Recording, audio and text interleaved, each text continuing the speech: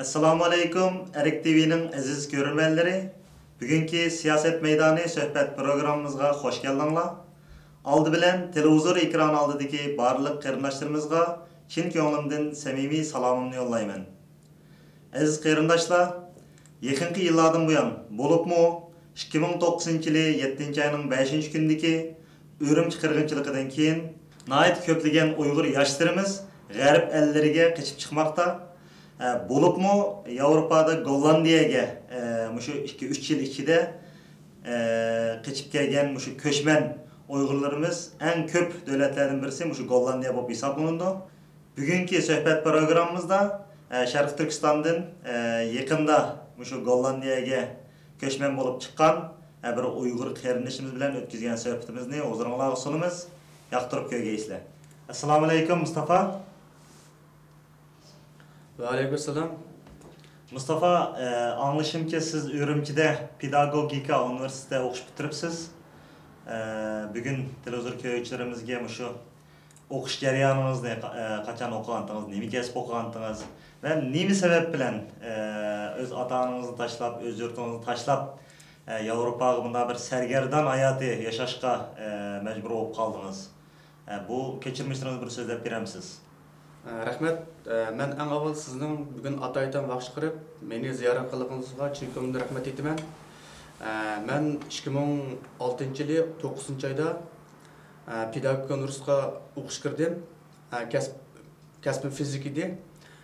Üniversitede 5 yıl okudum. 5 yıl jarayonida bizning o'qigan dersimiz hem de fizikning asas bilimleri.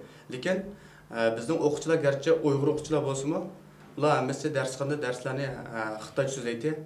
Dersimiz o'quvchilarning darsini o'tishimiz xitoycha. Shu jarayonda biz yana Uyg'ur o'quvchilardan Xitoy o'quvchilarniki savoli universitetdagi savollarimiz o'xshash. Yana Uyg'ur o'quvchilar tirishchilikdan Xitoy o'quvchilardan yaxshi nomer oladi. Lekin ba'zi bir sharoitlar masalan ba'zi bir malika xarakterlik, optimal xarakterlik masalan munavvar o'quvchilarni saylash bo'lsa, Uyg'ur o'quvchilarning ismi ko'rilmaydi, hammasi Xitoy o'quvchilar. Yakun eng oxirgi yili masalan 2011-yili biz o'qish bitirdik. O'qish bitirganda masalan o'quvchi qabul qilgan nurg'un organlar keldi. Masalan ba'zi idora jamiyatlar, shirkatlar keldi. Biz sinfda yaxshi o'qigan o'quvchilardan 10-chimiz bordik. Hammamiz yana biz Xitoylardan biz bordik u yerga. U sinfdagi bolalarning hammasini yana ingliz seviyasi olsun, Xitoycha seviyasi olsun, hammasini yaxshi ularniki. Hattoki Xitoychani Xitoylardan qilishga so'zlaydi. Ammo ularning hech qaysi yaxshi xizmat topolmadi. Yani ulan almadı. Çünkü o hizmet qabul qilish kelganlarning vakili, o idora jamiyatlar olsa, shirkatlar olsa, ular asosan Xitoyda aytdi. Ular Uyg'urlarni olmay, asosan Xitoydan oldi. Ondan keyin yana nurg'un o'quvchilar imtihon bergan bo'ldi. Boshqa har xil o'quvchilik imtihon, ma'murlik imtihon qadar imtihonlar bor. Aslında Uyg'ur o'quvchilarniki yana bergan son eng chatdagi, masalan bizning Sharq Turkistondagi eng chatdagi yezlar, tag'il quraylar bo'ldi. Ya shunda qo'sma bizning vatanimizga Uyg'urlar yana amaliyot qo'yib bordi. Chunki vatandagi Uyg'urlarga hozir universitetga o'quvchilarga xizmat qilmoqdan boshqa hech qanday bir chiqish yo'li yo'q. Masalan biz tijorat qilsak mablag' yo'q. Mablag' bo'lgan taqdirdami Xitoylarning har xil bojchilik, har xil tekshirishlardan Uyg'urlar bo'lgan tuzumlar ching. Shundan men shu bolalar qatorida imtihon berdim. Imtihonimni yaxshi o'rinlarga o'tdim. Ötken bo'lsam yana o'rinlarniki tutamyoq sabablar tufaylidan rad qilindi. Yana bizning noya masalan Sharq Turkiston chet bir noyasi u yerda siyosiy besim noyat ig'ir. Men yana qayta imtihon berish o'yladim-yu, lekin ammo biroq mendan burun bitigan qarindoshlarimiz qarab noyat echindim. Chunki u odatda masalanga o'quvchi bo'lganlar qarasak, o'quvchi bo'lganlar haftada 5 kun ishlab foydalanuvchi hukumatning qonunida 2 kun xizmat aram berish kerak. Ammo biroq u bizning Sharq Turkistonning Janubiy Shinjon rayonida, Janub rayonlarida o'quvchilar 7 kun chuqur muqim ishlash kerak. Hattoki aram kunlarimi o'quvchilarni qasdan akirib maktabni qo'g'dizdi. Albatta maktabni qo'g'dash bir saqchilarning ishi. Lekin o'quvchilar bu yerda hamma ish qildi. 8 soatlik tuzum bor. 8 soat tuzumda sirt yana oqshimi ma'lumda chuqur maktabga kirish kerak. Maktabni yo'qlash kerak. Muqimlik uchun deydi. Siyosiy yurish deydi. Dinin qarshi turmaydigan tuzumlar bilan nurg'un o'quvchilarni ro'z tutdim, namoz o'qidim, juma kirgan sabablardan nurg'un o'quvchilar turmalarga kirdi. Uning atrofida bizning do'stlarimiz bor. Shundan men Şu işlerden hem de nait bir xil köngülüm suup ketdi. Şuna pasport bücürüp, bazı bir yollar arkalık Avrupaga çıkışga mecbur bulduk. Yani milliy kemsitish kundan kunga ig'irlab ketib bordi demoqchi siz. Şunda. Yani onu qanday tushunmizganda endi hozir mening Sharq Turkistonning nariga borayli, Xitoylar bilan Uyg'urlar bo'lgan muomala tubdan o'xshamaydi. Bo'libmi 2009-yili 5-iyul vaqasidan keyin bu ish nihoyat aniq ayrildi. Mayli dehqon bo'lsin, mayli savdogar bo'lsin, mayli o'quvchi bo'lsin, faqat Uyg'urlar bo'lib qolsa, ularga muomala tubdan o'xshamaydi. Hozir qaraydigan bo'lsak, eng yaxshi xizmat o'rinlarida, eng yaxshi beyg'allar hammasi Xitoydan bo'ldi, Uyg'urlardan yo'q. Shunday bo'lgan taqdirda meni Uyg'urlar bilan besimda ig'ir. Mustafa, sizga Yevropaga kelgili qanchalik vaqt bo'ldi? Yevropaga kelgandan keyin nimalarni his qildingiz? Ya'ni bizning shu vatanlik hayotimiz bilan Yevropadagi hayotning o'rtasida qanday bir o'xshamasliklar ko'rdingiz? Menga Gollandiyaga kelgani 6 oy bo'ldi. Men Gollandiyaga kelib tunji kunlar nihoyat hayron qoldim. Bularniki saqchilar yo'lib qoldik. Biz vatanda, bizning bir Xitoy saqchi bo'lgan bo'lsa, bizning nerdagi nihoyat qo'rqitdi-da. Vatandagi shu psixik bo'yicha men saqchilik ko'rib nihoyat qo'rqdim. Apre bizni so'lammikin yoki urammikin deb. Ammo bu yerning saqchilari nihoyat illiq, xuddi bizning atamizga o'xshash, nihoyat muloyim ekan. Tunji kun ta'siriyatim shu bo'ldi. Keyin bu yerga kelib yana hayron qoldim, chunki bu yerga Uyg'urlar, mening nega bo'lsak, har qanday bir Uyg'urning qo'lida ko'k bayroq ekan. Özümüzün kök bayrağını ko'tarib mağal ekanmiz.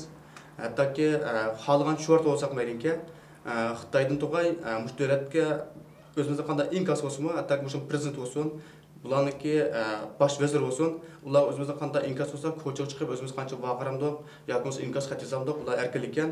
Men vatanda Yevropaniki fikr jihatda har qancha erkinlikni anglagan, uni faqat tashviqot ko'rib, yuragimda his qilmagan edim. Ammo bu yerga kelgandan keyin o'z ko'zim bilan ko'rib, erkinlikniki nimaligini tushundim. Shundaqla vatan bo'lgan kishilarga nihoyat havasim keldi. Vatansizlikning qadrini nihoyat haqiqiy Yevropa ekanlikin, vatansizlik bilan vatan borlarning farqini haqiqiy tushungandek bo'ldim. Siz kelgili 6 oy bo'libdi hozir. Siz bu davlatda bir narsaga ko'zingiz yetdimi? Ya'ni o'qish yoki xizmat qilish, qaysi bir jihatlarda bo'lsin, nimalarni o'ylayapsiz? Ya'ni keyingi umidingiz bu davlatda qanday bir natijalarni qozonish bir narsa qilgangiz keldimi sizdan? Men hozir Gollandiyaga kelgili 6 oy bo'ldi. Vatanlik planida meningmi burun 14 chaqdirim bilan chet elga chiqib, yaxshi bilim yurtlarida ilm tahsil qilib, nihoyat bilimli odam bo'lib, o'zimning xalq uchun qaysi bir soha bo'lsa, shu sohada bir vatanga Uyg'ur millatiga to'p qo'sh orzum botdi. Keyin universitet bitirib, yana ba'zi bir yo'llar orqali Yevropaga chiqdim. Garchi ben bu yerga o'zim kelgan yo'l nihoyat uzun bo'ldi, endi uni so'zlab turishning hojati yo'q. Burunqa g'oyimizni kashmaymiz. Bu yerga chiqib nurg'un Uyg'urlardan tanishdik, nurg'un Uyg'urlarni ko'rdik. Hamda Uyg'urlarniki umumiy ahvolini ham yuzaga ko'zim tushungandek bo'ldim. Bundan keyingi planim ham o'zimniki maqsadi bu yerdamda o'shaning hamda bir Uyg'urlar hamda masalan bir vatan uchun haqiqiy kurash qilmasak, Yevropada eng muhimi birinchi narsa o'sha bir vatandoshga erishgan. İnşallah bunu bir kuchaymiz. Bunu iltimos qilib, mushu siyosiy faoliyatlarni millat uchun foyda qilgan har qanday ishni qilib, unda birga mishadina oliy bilimli yurtlar bilan nihoyatda bizga sharoitlar yaxshi ekan. Bu yerda hammasini o'qish bo'lsin, hammasini hukumat ko'tardi ekan. Bu Uyg'urlarga nihoyat bir kamchilik ekan, shuni his qildim. Qanday ko'tardi ekan o'qishni, bekorlikmi ekan o'qishlar? O'qish ya davolanish hammasi haqsiz ekan bu yerda. Men shuni ko'rib nihoyat ta'sirlandim bulardan. Chunki biz vatanda o'zimizning vatan turibmi? Ya'ni biz besib olgan xalq tufayli nihoyat zor qilayotgan xalqimiz ojiq. Men o'zimni yez cho'ng bo'lgandim, atrofimizda qo'shnilarimiz bor bizning. U yildan bu yilga yanchiqda xalq bo'ldi, yuzam ko'ramaydigan odamdan bor. Bu yerga chiqib nihoyat hayron qoldim, chunki biz bir musofir bu yerga kelib, chat bir bizni tulmaydigan bir millat, endi bizga shunday hamma narsani haqsiz qilib, o'qish, yotoq, davolanish, uy hamma haqsiz qilib ekan, bulardan nihoyat ta'sirlandim. Şuna mushu fursatni foydalanib, men Uyg'urlarga tavsiyarim, Yevropaga chiqqandan keyin o'zimizning ma'lum bir planimiz bo'lsin, qaysi sohada bo'lsin, ma'lum bir nishonimiz bo'lsin. Mana o'zimiz qaysi iqtidorimiz qolsa, o'qiydiganlar o'qib, pul tepib, Uyg'urlar uchun to'p qo'shmaydigan bir ong bo'lsa, men o'ylaymanki, Uyg'urlarniki mustaqillik vatan da'vosi nihoyat tez taraqqiy qildi. Sizin oxirida yana bir savol so'ray. Siz chiqqili bir necha oy bo'libdi. Siz shu Sharq Turkiston degan ismni, ko'k bayroqni vatanda bir anglab baqqanmı, ko'rib baqqanmidingiz yoki chet elga chiqib o'rgandingizmi? Bu to'g'risida vatanning ichida qanchalik biladi xalq? Ya'ni siz qachon o'rgangandingiz? 2019 yılı 5. yıl vakasından keyin Xitoylar bizning Sharq Turkistondagi barliq axborot vositalarini nihoyatda qattiq cheklab qo'ydi. Burun uning vaqadan burun ochilgan YouTube qatorliq to'rtbatlarimiz etildi. Lekin etilgan bo'lsa-mu, ular xato tashviqot orqali masalan Rabiya Qodir xonim Dunyo Uyg'ur qurultiyi qatorliq tashkilotlarimizni, siyosiy faoliyatchilarimizni o'zi terrorchi ko'rsamizlab, ammo vatanimizga ularni cho'ng tashviq qildi. Men o'ylaymanki, ular bu yerda bir hisobda ularning nihoyatda ta'sirini qo'zg'atdi. Masalan, burun Dunyo Uyg'ur qurultiyi ko'k bayroqni o'qimaydigan kishilar bor. Shuningdan keyin bizning ko'k bayrog'imiz, bizning bayrog'imiz qanday bayroq? Bizning chet eldagi bizning siyosiy organimiz qaysi o'rin? Ashuna qilib tushungandek bo'ldi. Ondan chet eldagi burunda tatib siyosiy faoliyat qilayotgan Erkin Ottekin, Rabiya Qodir xonim, To'lqin Iso qatorli siyosiy faoliyatchimizni haqiqiy tushundi. Chunki Xitoylar ularni terrorchi ko'rsamizlab, ammo vatanimizga ularni cho'ng tashviqot qildi. Shundan keyin vatanimizning har qaysi joylarida vatanga bo'lgan sevgi boshqacha yatqunchi deb o'ylayman. Bir kuchaydi boshqalarniki Uyg'urlar bo'lgan vatan tuyg'usi, bizning bayrog'imiz qaysi, bizning vatanimizning asli ismi nima? Ashni bo'lgan tushuncha bir qadar chunqurasi deb o'ylayman. Ko'p rahmat Mustafa. Sizga bundan keyingi hayotingizda ko'p utuqlarni tilayman. Allohga omonat bo'ling. Hörmətli televizor ko'ruvchilar, shuning bilan bugungi siyosat maydoni suhbat programmamiz mushu yerda oyoqlashdi. Xayr xo'sh, kelar qatamliq sonimizni ko'rishaylik.